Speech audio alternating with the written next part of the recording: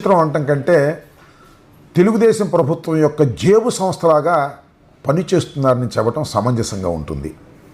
ఎవరి మీద కేసు పెట్టమంటే వారి మీద కేసు పెట్టేస్తున్నారు. ఎవరిని తీసుకొచ్చి లోపలేయమంటే వాళ్ళని లోపలేసేస్తున్నారు. సోషల్ మీడియాలో మాట్లాడుతున్నటువంటి వ్యక్తులు అసభ్యంగా మాట్లాడారని, కరుకుగా మాట్లాడారని, మా నాయకుల్ని తిట్టారని చాలామంది మీద కేసులు పెట్టారు.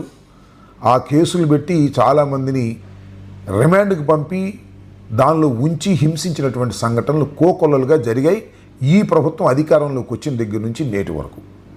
చివరికి ఏ స్థాయికి వెళ్ళిపోయారంటే చిన్న చిన్న నాయకులు, మండల స్థాయిలో ఉండే నాయకులు, నియోజకవర్గంలో ఉండే నాయకులు, వారు కూడా ప్రభుత్వ వ్యతిరేకంగా మాట్లాడితే వారిని తీసుకొచ్చి కేసులు పెట్టి లోపలేసి హింసించి ప్రభుత్వానికి వ్యతిరేకంగా మాట్లాడొద్దు అనేటువంటి సందేశాలు ఇచ్చే కార్యక్రమం సాక్షాత్తు పోలీసులు చేస్తున్నారు.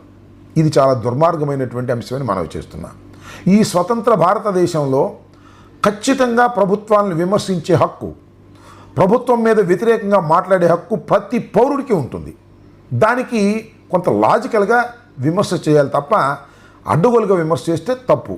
కానీ ఇక్కడ జరుగుతున్న అంశాలు ఏంటో చాలా విచిత్రంగా ఉన్నాయి. ఏదంటే ప్రభుత్వం సరిగా పనిచేయటం లేదు, ఈ ప్రభుత్వం సూపర్ సిక్స్ ఇవ్వటం లేదు, ఈ ప్రభుత్వం అమ్మ ఒడి ఇవ్వటం లేదు, లేదా తల్లికి వందనం ఇవ్వటం లేదు, రైతు భరోసా ఇవ్వటం లేదు, ఏ కార్యక్రమాలు సక్రమంగా చేయటం లేదు, ఇది దుర్మార్గమైన ప్రభుత్వం అంటే వాళ్ళ మీద కూడా కేసు పెట్టి లోపలేస్తున్నారు.